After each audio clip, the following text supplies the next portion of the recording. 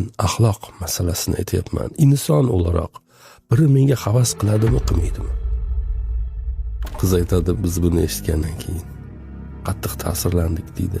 Va butun oila musulmonlarning bu muomalasini ko'rib, o'rtadagi bu samimiyatni va muhabbatni ko'rib musulmon bo'lishdi deydi.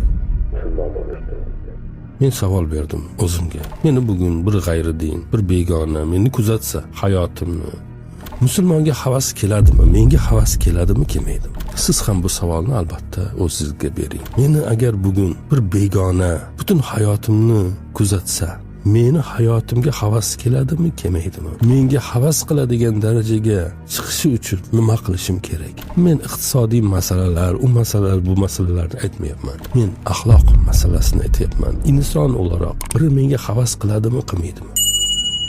Qilmasa juda katta muammo.